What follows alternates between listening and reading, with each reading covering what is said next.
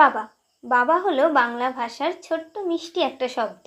মা যদি হয় ইমোশনাল, বাবা হলো প্র্যাকটিক্যাল। বাবা যে সাইলেন্টলি সব কিছু স্যাক্রিফাইস করে দেয় আমাদের ভালো থাকার জন্য। মা যদি জন্ম দেয়, বাবা দেয় নাম পরিচয়। বাবা অনেকটা নারকেলের বাইরেটার মতো শক্ত, কারণ বাবা জানে ঠিক কতটা শক্ত হলে ছেলেমেয়েরা এই কঠিন সমাজটা চিনতে পারবে। আমাদের গায়ে যদি ছোট্ট এক ফোঁটাও আঘাত লাগে, তাহলে আমাদের যত না ব্যথা লাগে তার চাইতে হাজার গুণ বেশি ব্যথা লাগে বাবাদের।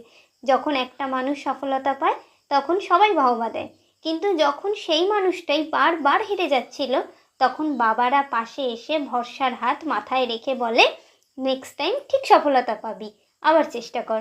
বাবা অনেকটা সন্তানদের জীবনে ছাতার মতো, রোদ জল বৃষ্টি গায়ে লাগতেই দেয় না। যখন সবাই তোমায় ছেড়ে চলে যাবে, তখন এই বাবাই ছেলে মেয়েদের পাশে দাঁড়িয়ে থাকে। বাবা আছে বলেই আমাদের জীবনের সব আবদারগুলো পূরণ হয়। মার সাথে আমরা মনের কথাগুলো শেয়ার করি ঠিকই, কিন্তু বাবারা আমাদের না বলা কথাগুলো ঠিক বুঝে যায়।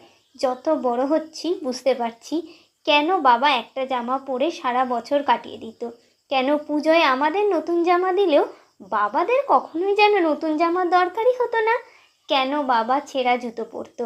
কারণ বাবারা কখনোই নিজেদের জন্য ভাবে না, বাবারা শুধু আমাদের স্বপ্ন পূরণ করত।